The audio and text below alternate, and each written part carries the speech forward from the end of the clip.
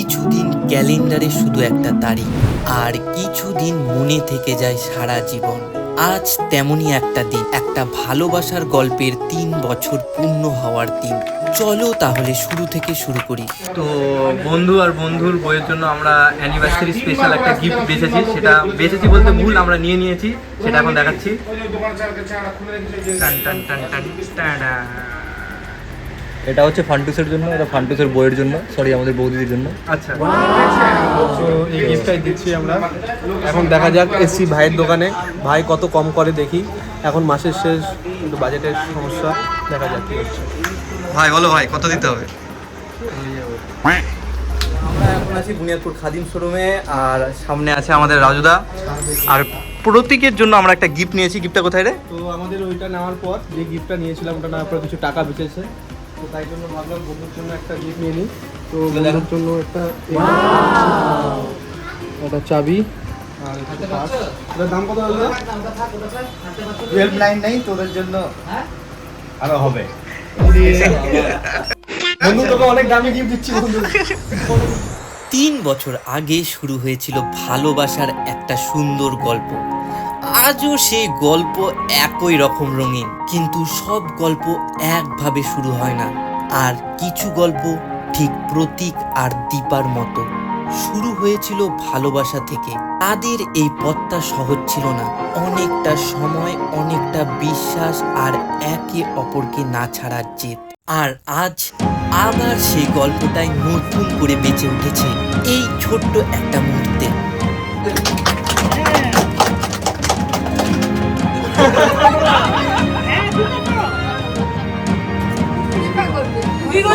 তারপর কেক কাটার সাথে সাথে শুরু হলো আসল সেলিব্রেশন।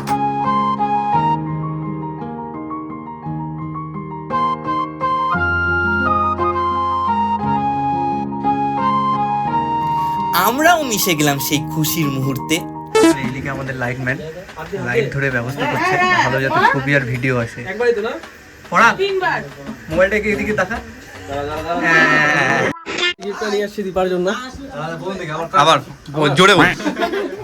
নে গিফটটা নিয়ে আসছি দীপার জন্য। আরেকবার বল। একবার হ্যাঁ, এই গিফটটা নিয়ে আসছি দীপার জন্য। কোন গিফটটা? এই যে প্রতীক তার দীপার জন্য নিয়ে এসেছিল ভালোবাসায় ভরা একটা উপহার। সারপ্রাইজও বলতে পারো। ওদের বিয়েতে থাকতে পারিনি আমরা, কিন্তু আজ বলো কেমন লাগছে? ভালো লাগছে, আর প্রতীককে কেমন লাগছে? খুব সুন্দর হ্যান্ডসাম। হাসিটা দেখো। এই সেলিব্রেশনে হাসি মজায় সেই সব মিস করা মুহূর্তগুলো যেন পূরণ হয়ে গেল।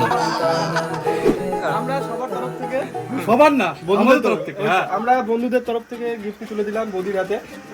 দে হাততালি দে রে। আর আমার বন্ধুর জন্য ছোট্ট গিফট।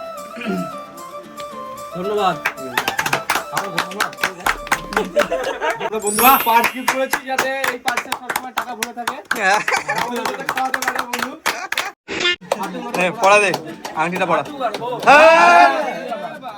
লজ্জা পাচ্ছিস কি? মুভমেন্ট এটা। এটা মানে ঝিলে যাবে। আচ্ছা লুঙ্গি নিয়ে আসবো আমরা। আরে লেগে এই যে আমাদের দোকান আছে, দোকান থেকে চেঞ্জ করে নেবেন। বাড়ির বড়দের আশীর্বাদে ভরে উঠল পুরো মুহূর্তটা। শুধু পরিবারই নয়, আমরাও মন থেকে দিলাম আমাদের ভালোবাসা আর শুভেচ্ছা। আজকের এই আশীর্বাদের ছোঁয়া তাদের আগামী দিনের শক্তি হয়ে থাকুক। ভালোবাসা, হাসি আর শান্তিতে ভরে উঠুক তাদের প্রতিটা দিন। এইভাবেই গল্পটা চলতে থাকুক, আরো সুন্দর হয়ে, আরো গভীর হয়ে। ভাই, বিবাহ বার্ষিকের মেনুতে ছিল একের পর এক দারুণ সব আইটেম। খাওয়া দাওয়া তো জমিয়ে হলো। ফেরার সময় একটা জিনিস খেয়াল করলাম, বাইকের স্পিড যতটা, সাইকেল ঠিক ততটা স্পিডে চলছে। মনে হচ্ছে আজ এনার্জি এসেছে খাওয়া থেকে।